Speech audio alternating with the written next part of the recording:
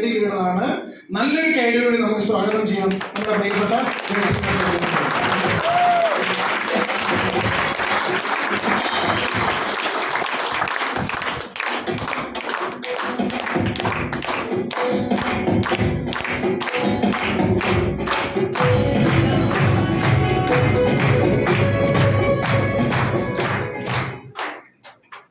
എല്ലാവർക്കും നമസ്കാരം. ജയാസിയം. അപ്പൊ നല്ലൊരു ഹാപ്പി മോർണിംഗ്. അതിമനോഹരമായി സ്വാഗതം പറഞ്ഞ പ്രങ്ങള മാഡത്തിന് ഒരു കീസോൾ കയ്യിൽ കൊടുക്കും. അതുപോലെ അതിനേക്കാൾ മനോഹരം അല്ലേ? ഓരോരുത്തരും മനോഹരം തന്നെയാണ്.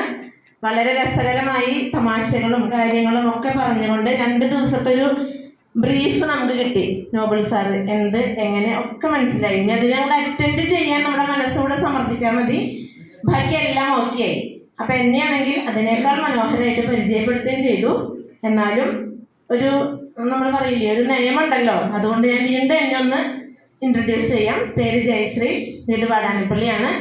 RCM എന്ന ഈ ഒരു ജീവൻ രക്ഷാ മാർഗം 2.5 വർഷങ്ങൾക്ക് മുൻപ് എൻ്റെ കുടുംബത്തിലേക്ക് കൊണ്ടുവന്ന എൻ്റെ എല്ലാമായ എൻ്റെ സ്വന്തം ലീഡർ ഭാഗ്യ മാഡം ഇവിടെ ഇരിക്കുന്നുണ്ട്.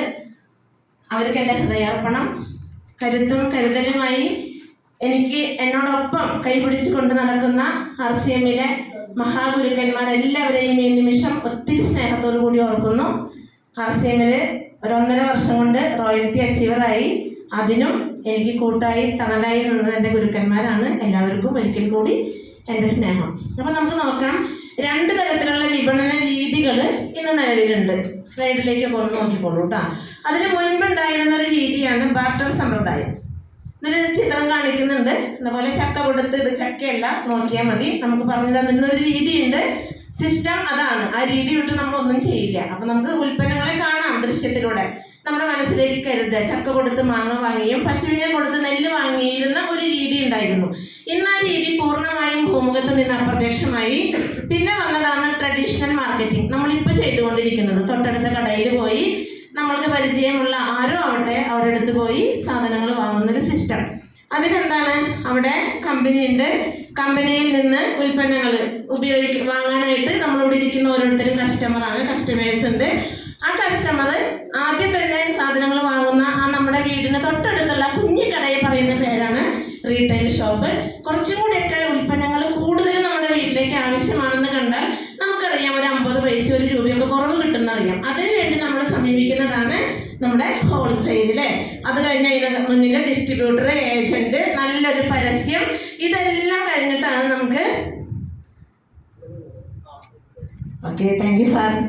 ഇതെല്ലാം കഴിഞ്ഞിട്ടാണ് നമ്മളുടെ കയ്യിലേക്ക് ഈ ഉൽപ്പന്നം കിട്ടുന്നത്. അപ്പോൾ നോക്കൂ, 50 രൂപയ്ക്ക് കമ്പനി ഉൽപ്പാദിപ്പിക്കുന്ന ഒരു ഉൽപ്പന്നം നമ്മളുടെ കസ്റ്റമറുടെ കയ്യിൽ എത്തുമ്പോഴേക്കും 100 രൂപയാവാണ്. അതിന് കാരണം ഇവിടെ നിന്ന് വളരെ വ്യക്തമാണ്.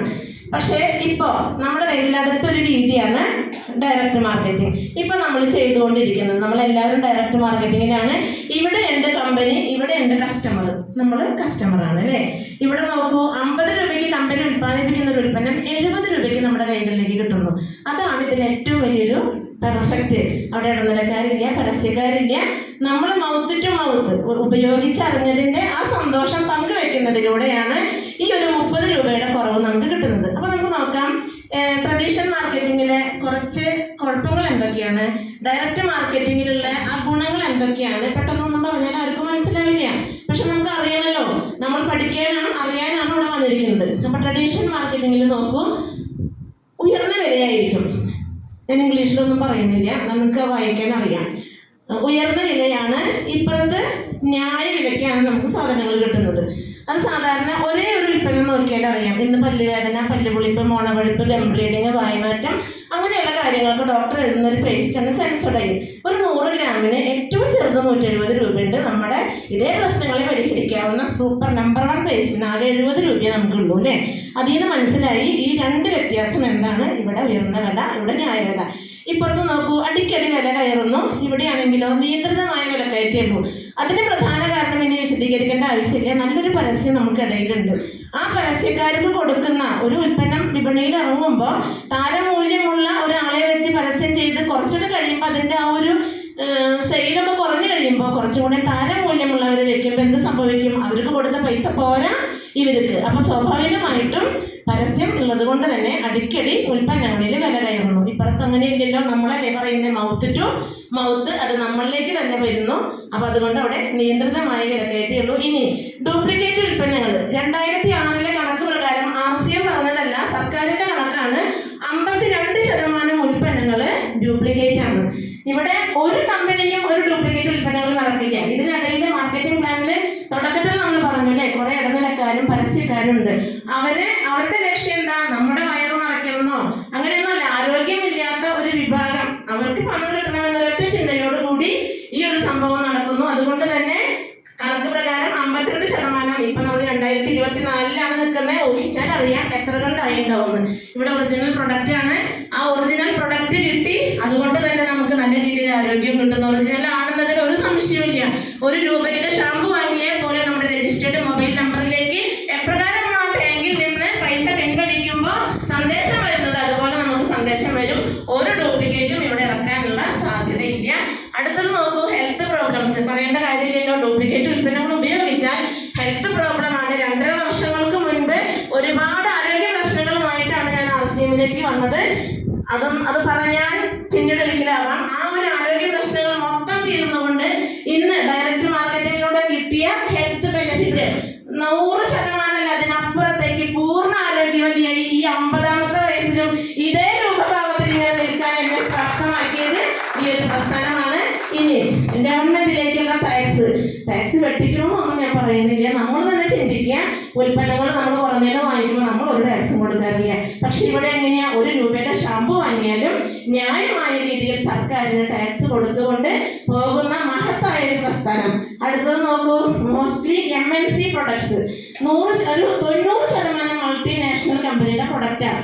നമ്മൾ പേര് കേട്ട ആശീർവാദ ആട്ട. ആ ആട്ട ദിലീപ് സാർ എനിക്ക് പറഞ്ഞപ്പോഴാണ് ഞാനത് ശ്രദ്ധിച്ചത്. ആ ആട്ടയുടെ പുറകിൽ എഴുതിയിട്ടുണ്ട് ITC ഉൽപ്പന്നം, ഇന്ത്യൻ ടുബാക്കോ കമ്പനി, അമേരിക്കൻ കമ്പനിയാണ്. ആ ആട്ട വാങ്ങി കുടുംബത്ത് കൊണ്ടുവന്ന് ചപ്പാത്തി നിന്ന് ദോശ ഉണ്ടാക്കി ഇതൊക്കെ ചെയ്ത് കഴിഞ്ഞിട്ട് കഷ്ടപ്പെട്ട് ജീവിതത്തിന്റെ 2 അറ്റം കൂട്ടിമുട്ടിക്കാൻ പെടാപാട് പെടുന്ന നമ്മൾ അധ്വാനിക്കുന്ന പൈസ വിദേശ കുത്തക കമ്പനിക്കാർക്ക് കൊടുത്ത് അവർക്ക് നല്ല നല്ല ബംഗ്ലാവ്, നല്ല വിദ്യാഭ്യാസ സൗകര്യങ്ങൾ, നല്ല ജീവിത മാർഗങ്ങളിലേക്ക് നമ്മൾ കൊണ്ടുവന്ന് കൊടുക്കുന്നു.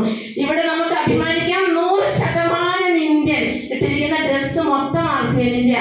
സജീവ് സാറും രാജൻ സാറൊക്കെ പറയുന്ന പോലെ എല്ലാം ഉപയോഗിക്കുന്ന പേനയും ഇട്ടിരിക്കുന്ന ഷൂവും മുഖത്ത് വരട്ടിയിരിക്കുന്നതും കണ്ണെഴുതിയിരിക്കുന്നതും പൊട്ടുതൊട്ടക്കുന്നതും സിന്ദൂരും കയ്യിൽ വരുന്ന ഹയസ്റ്റ് ഇൻകം വന്ന 58,500 പക്ക ഇന്ത്യൻ മണി. അപ്പൊ അതിൽ യാതൊരു സംശയമില്ല, 100% ഇന്ത്യൻ ഉൽപ്പന്നം. അപ്പൊ നോക്കൂ, ഉയർന്ന വില കൊടുത്ത് അടിക്കടി വിലക്കയറ്റം സഹിച്ച ഡ്യൂപ്ലിക്കേറ്റ് ഉൽപ്പന്നങ്ങൾ ഉപയോഗിച്ച് ആരോഗ്യ പ്രശ്നങ്ങൾ വന്ന് സർക്കാരിനെ വെട്ടിച്ച് വിദേശ കുത്തക കമ്പനിയെ പ്രോത്സാഹിപ്പിച്ചിട്ട് 10 പൈസ പോലും നീക്കിവെക്കാനില്ലാത്ത അവസ്ഥയിലേക്ക് മാറിക്കൊണ്ടിരിക്കുന്നു.